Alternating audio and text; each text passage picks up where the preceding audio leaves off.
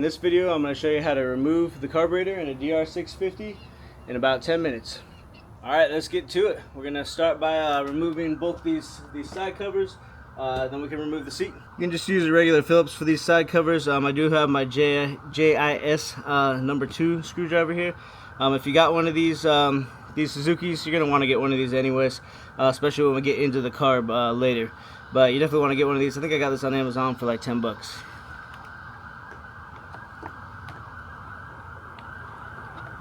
Don't lose your washers. Out from there, it kind of holds in that way there. There's your cover on that side. We'll move to the other side. Take the cover off on this side. This one's got a little bit different of a washer on the back. Put your hand under here so you can catch that. That washer there.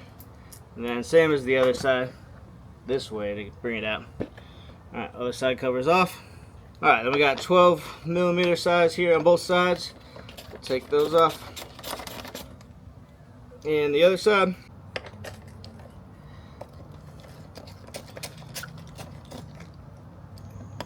Alright, we got both the side covers off, both these bolts out on the side, and that's pretty much it for removing the seat. All you gotta do now is kind of grab it from the back and push out this way, and your seat's out. Super easy to take it out. Alright, now we're gonna go ahead and disconnect the fuel lines. I'm also going to drain the carb before taking it off, before we take the fuel tank off. So draining the carb, disconnecting the fuel lines, and all the lines connected up to it, and then we can take the fuel tank off. I hooked up this little hose to the bottom of the carburetor right here. Just got a little water bottle, and that way I could drain the fuel that's in the bowl into there. So just open the screw here, no pressure. Goes.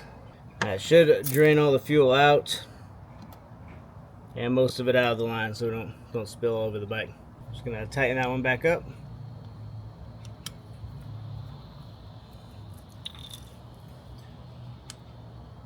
Now we'll remove the fuel lines. Clamp on that. Bring the clamp back. Use with a screwdriver too. I'm just gonna get under it. So remove the fuel line from there. Still a little bit of fuel in there. Now, if you have a tank other than the factory tank with a different fuel valve, then you're gonna want to turn it off. I mean, as the factory Suzuki tank has the vacuum off, so it's already off now. All right, then we'll remove the vacuum line. And we got these two 10mm on the top here.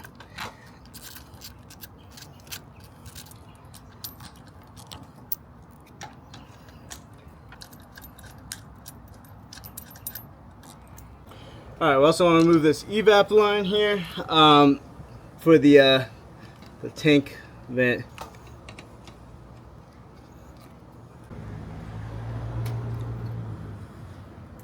Alright, now the entire fuel tank can come off. So you kind of just want to lift it from the back, pull this way, and there you go. Alright, now as you can see, we got pretty good access to the carb.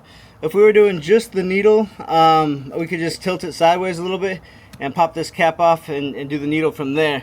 But I'm going to be doing the needle, or shimming the needle, as well as I'm going to drill out the mixture screw on the bottom there, so we can adjust that mixture.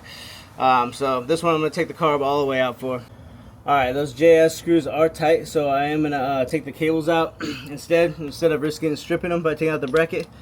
So I'll just loosen the top just barely enough so where we can keep our cable adjustment about where it was.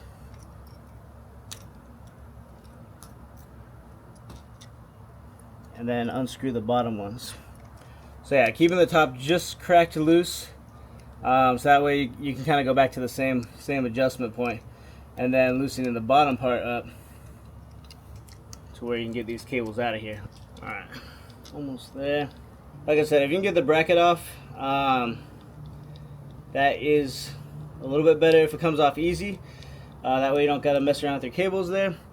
But otherwise, if it, like mine was feeling really tight on these screws, and I know how easy these screws can strip out on these carburetors. so I left it alone.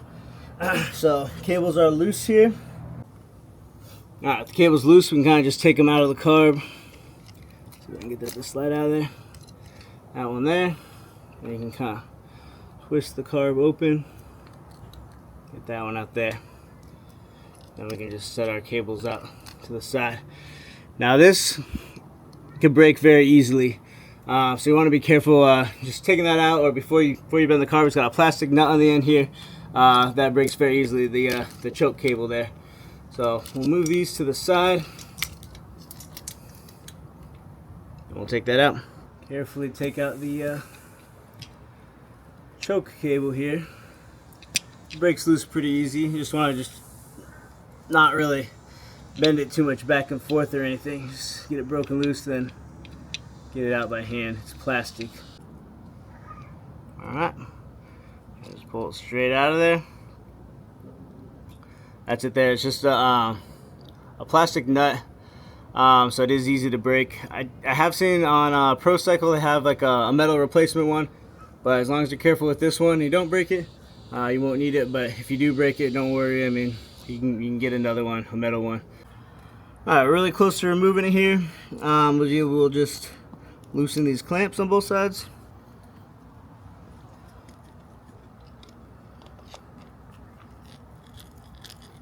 Just loosen them out pretty far.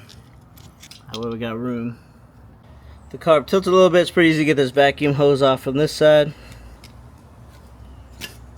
And we also got this bigger breather hose from the top here. Pull the clamp out before I drop it. That breather hose is the same one that comes up under the seat right there. Put the clamp back on so I don't lose that. I will set that aside. More vacuum line on the top here. Pop that out of there. And we should have room all disconnected now.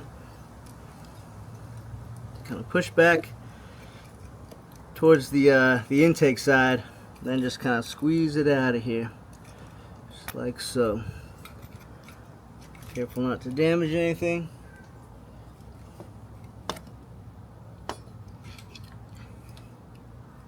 And we had one more breather line on the side right here. I can get it a lot easier with it out though. We'll just get that line off there. Now this is the same line that goes back up under the under the seat as well. There you have it. Carb out.